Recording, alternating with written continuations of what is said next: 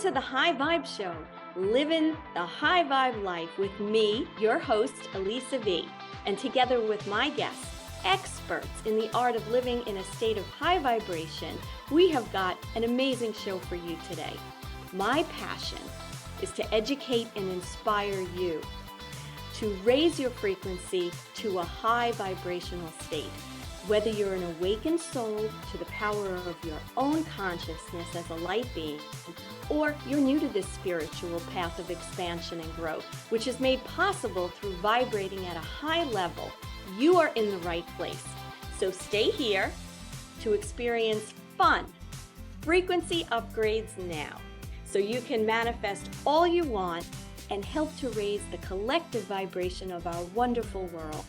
Let's hit the restart button and high vibe it together. The High Vibe Show starts now. Hello, everyone, and welcome to the High Vibe Show. I'm your host, Elisa V, the Queen of High Vibe, and you're in the right place if you're looking to raise your frequency. So I'm so glad to have you here today. You know, this is going to be our 8th episode in our series, our ongoing series, Secrets to High Vibe Wellness. And this is a series in which Dr. Pat Baccili and I have teamed up to bring you different secrets in all areas and all dimensions of your life and how to keep yourself in a very high vibe wellness state. Today, we are joined by Sharon McDermott.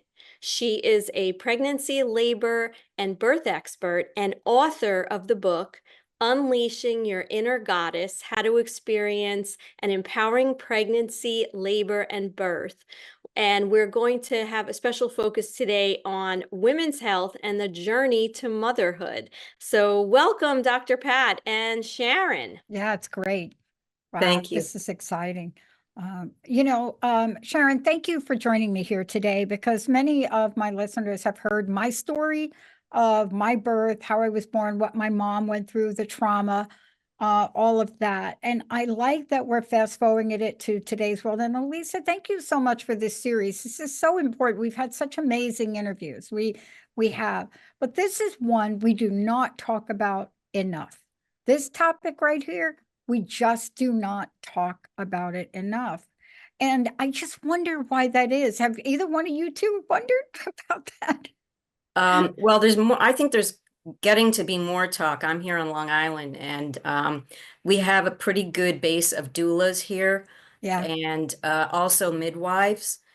But there is a definite difference in care between midwives and OBGYNs and what has happened to, what I would consider the medical industrial complex of care. We know that overall, but there's also a lot happening in obstetric care, and there's even obstetric violence that's happening that people probably wouldn't have called it that years ago. They would have just said, oh, there's some trauma there, but they just kind of forget about it and move on to the next pregnancy, but it's there, and we are really trying to turn this around. And I think with a lot of the ethnic diversity issues that are coming up and other things, it's just bringing to light how much work we need to do in this area.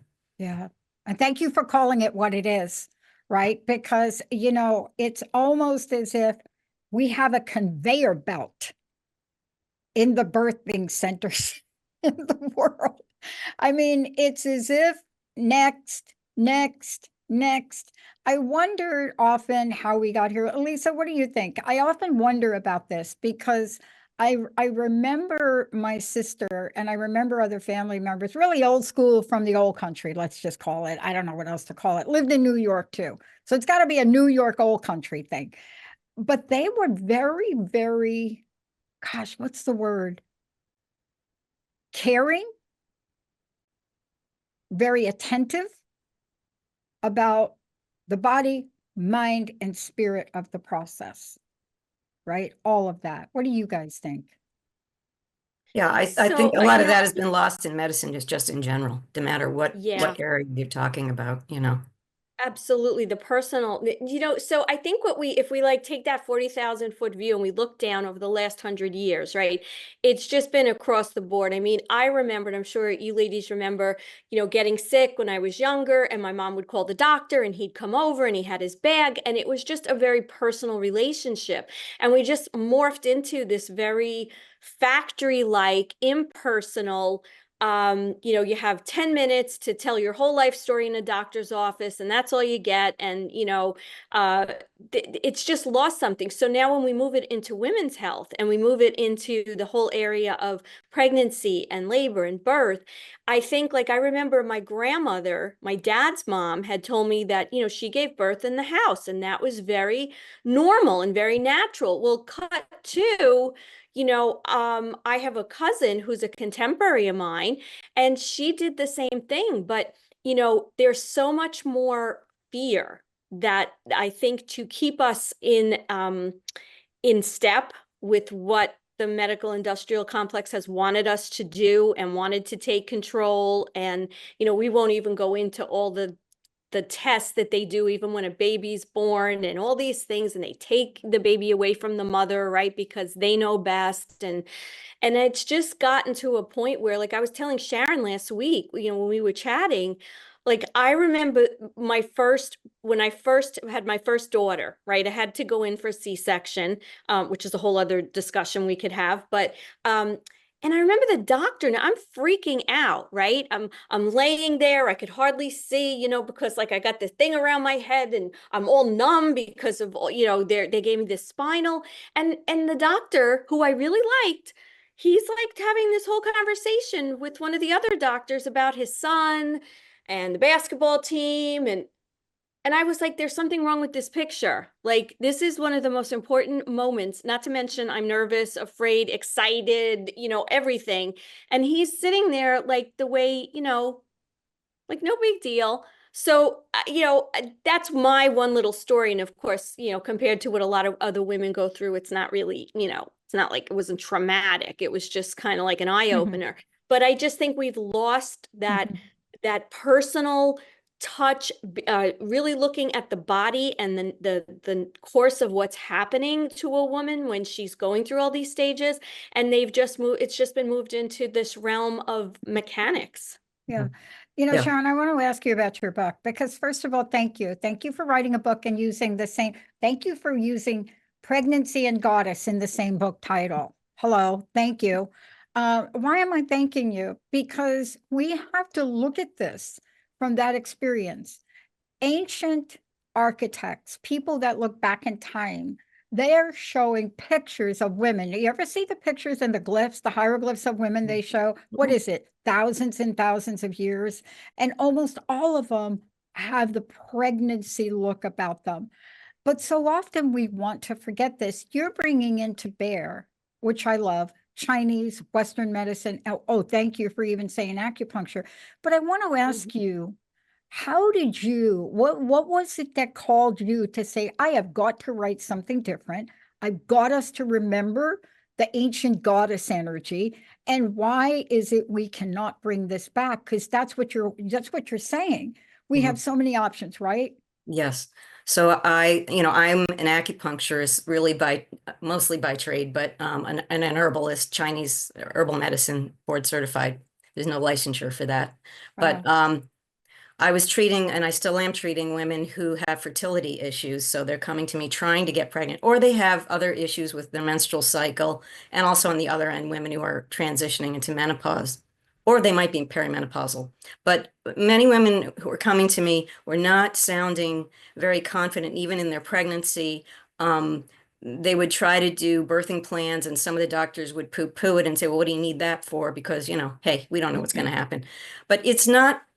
It's more of a birthing rights kind of thing. You're trying to figure out what I want and what I really don't want and how much I can help advocate. So in between all of that, I did become a doula, and I didn't even practice for a while. And then I went back and got my doula certification again. And when I started doing the doula work is when it opened my eyes when I was in the hospital to seeing what was really going on. and that there was a lot of intervention going on that I thought maybe should or shouldn't be happening. But I couldn't really tell because I don't know all the medical things that were going on. But I just saw that the women were afraid. Some women were good. They were strong. They were able to handle it. But that kind of was the thing that prompted me to write this book about, well, how can I help women feel more confident and in their goddess energy, which is really about being a woman and the feminine aspects, and that we have this really special capability of creating other human beings. Now, women make choices that they can or will not, decide to do that on some level, but it's a kind of a power that I feel in a lot of ways is being taken away. And of course, we see what's happening now with reproductive rights really being squashed down. So it's just all kind of came together. And right when I was finishing the book, they overturned the Dobbs decision, on you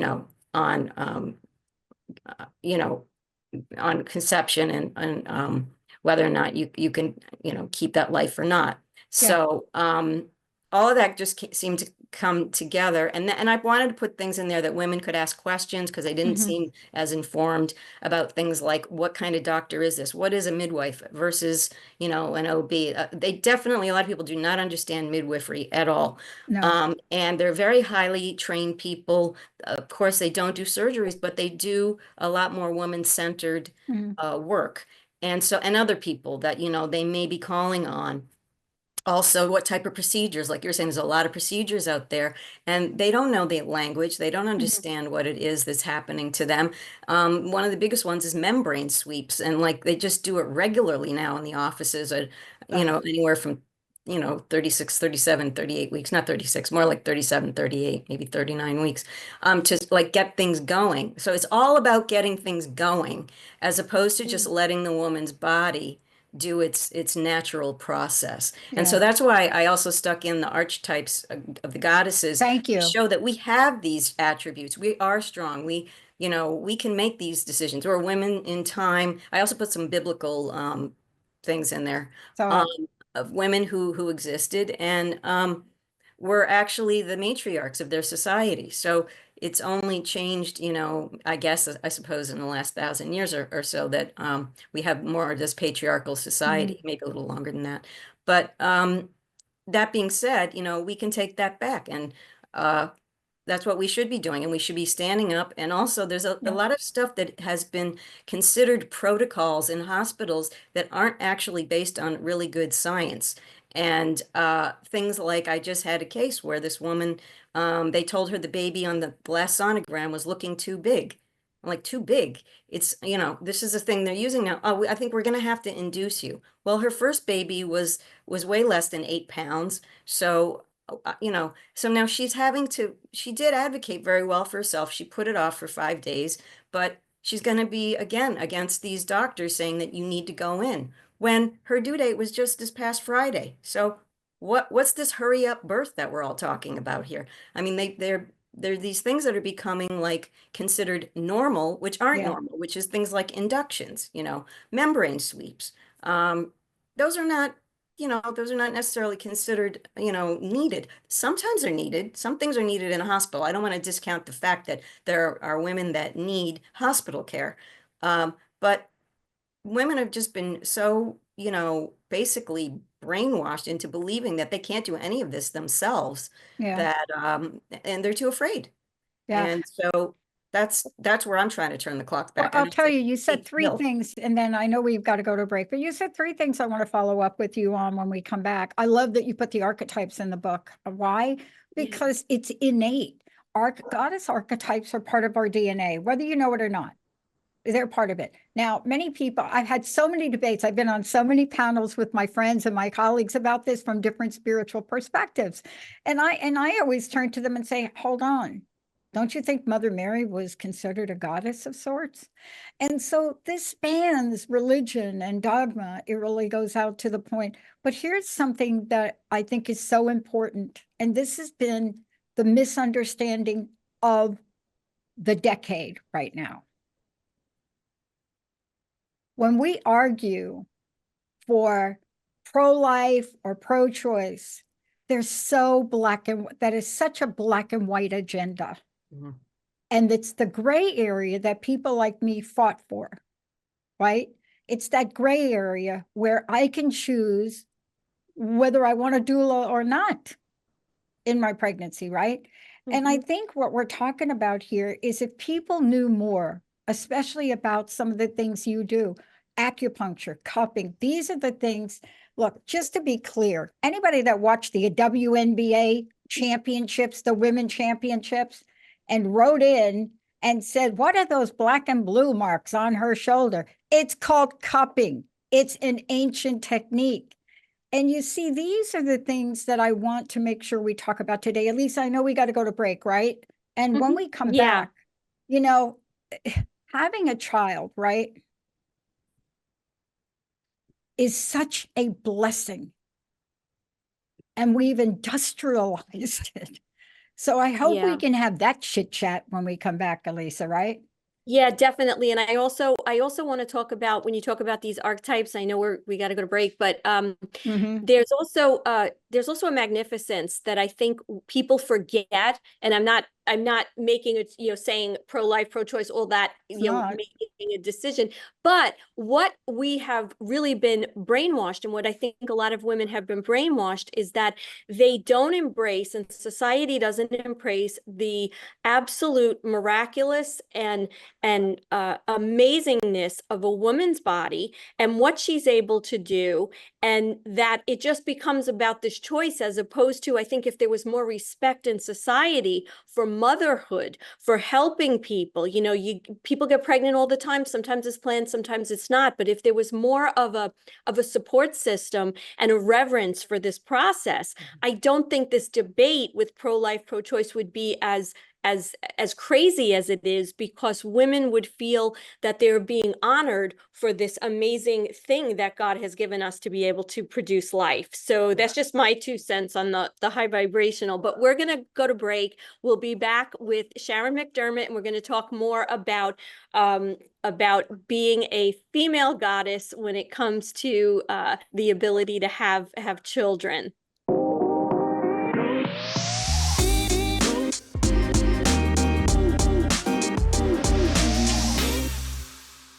Yahoo News is calling Impact Health Sharing the disruptor in the $4.6 trillion healthcare system. That's right, full medical freedom. Choice of doctors, clinics, all the medical bills are reduced to fair market value, which is amazing. And the premiums are 30 to 72% cheaper than their competitors. So just call 844-275-1056 and use High Vibe for a free quote. She is the author of the book Unleashing Your Inner Goddess: How to Experience an Empowering Pregnancy, Labor, and Birth.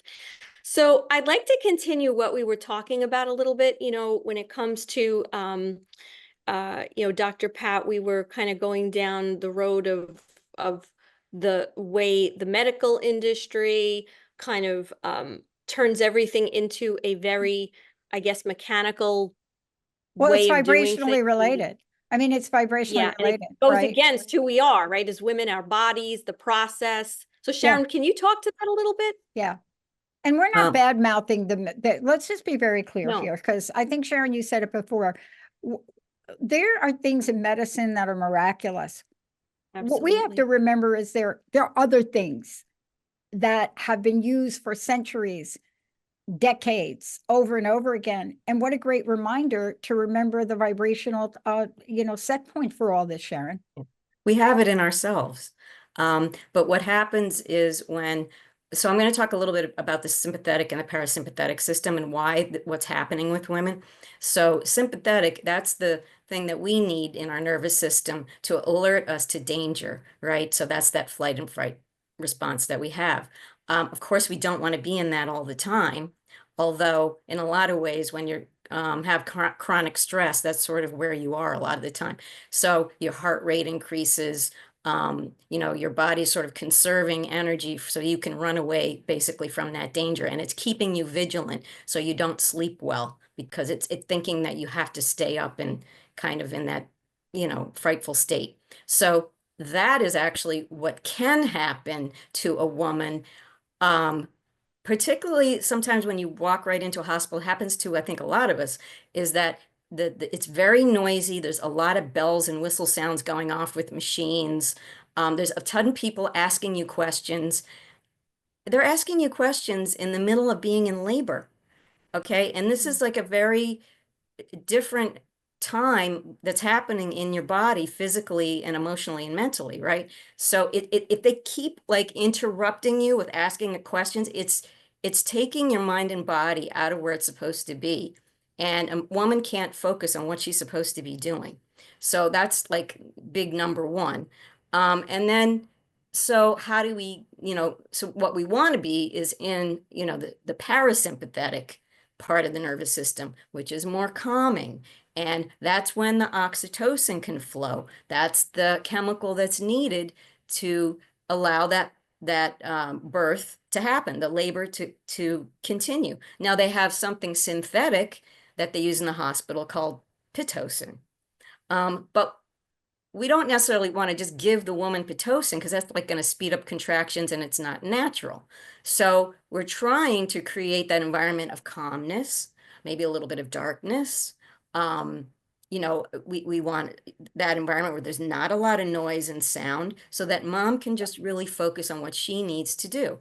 So that's where the incongruency happens when your foot steps into the hospital and you're trying to give birth. And then there's just constant interruptions, right? So one of my things as a birth doula is to try to eliminate as much of that. As, of course, I talk to the mom about that. And not, having a ton of people going in the room, keeping the lights low. Ask for intermittent monitoring. We don't necessarily need to have that belt on. And so that they could move around. Let's have some movement. If they have a Bluetooth fetal monitor, that's better. So, those kinds of things. And that's going to just tamp down all that nervous energy, and it's going to bring mom back into that parasympathetic mode that we need her in to be able. And by the way, the body is vibrating. What is it doing? It's causing contractions along with the baby to bring the baby down the birth canal and out. So we need mom to focus on her own vibrational energy to bring this baby into the world. And if she's constantly being, nurses coming into rooms, do you want that epidural now? Do you want that epidural? That's not helping. It's really not that, none of that's helping right now. And maybe at some point, yes, she will need the epidural. So the women who really can advocate for themselves, they come right into the room and say, do not ask me about getting an epidural until I want one. It's not strident. It's just a matter of saying, don't keep coming into the room. I'm trying my best to be connected, So that's where, and then of course I have tools to help her with the acupressure and breathing techniques, as we all know, and there's different kinds you can use, a sort of a kind of hypnosis that can be used to help mom. So all these things are the natural things that we're talking about that are really going to help move her forward, and not having her laying in a bed hooked up to various things, which unfortunately in the hospital, this is the protocol. So you have to have an IV line and you have to have, the fetal monitor on. So we know that movement is very helpful in getting mom going. So in terms of labor. So, all of these things, and we need her to create her own vibrational energy to bring this to fruition. And that's what I'm talking about, is that this is where we can really access sort of that inner goddess. And when they do that, you're going to have a calm mom, a calm baby. You're going to have a shorter labor. So it's all going to be good. Labor stops and doesn't progress when mom is getting tightened up, and nothing's happening like that. And I've seen Wow. that happen, and it goes to a cesarean basically. So Wow, so much. That was so helpful. I'm so glad. I wish we had more time because there's so many topics, right, Dr. Pat? I mean, I'm Yeah, infertility, all these other things. So we're going to have you back on because yeah. I really feel that this has been so helpful to women. So tell everyone how they can get in touch with you, sure. Sharon. Yeah, so they can find me at healthyhealingli.com, or they can get me on my Instagram page, which is Sharon Pins. Also, you can get me by phone, which is 516-410-4297. Yeah. Perfect. Sharon, So thank you. Let me just Thank thank you you. also for whose health is it anyway? We didn't mention that at all, but you know, I just need to thank you for that because that is the question, isn't it? That really is the question.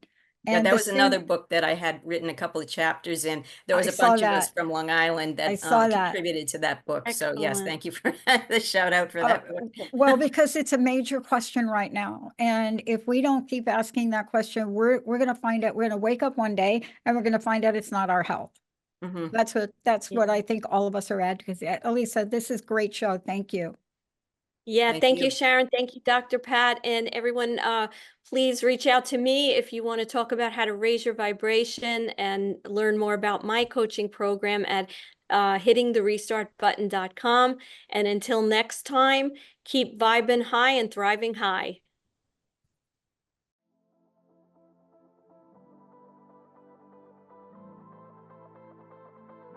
You've been listening to The High Vibe Show, living the high vibe life. I'm your host, Elisa V, the Queen of High Vibe. Join us every first and third Monday of the month at 9:30 Pacific, 12:30 Eastern on Transformation Talk Radio. This is the place to come for you to have loads of fun, frequency upgrades now, and have great guests to hear all about raising your frequency.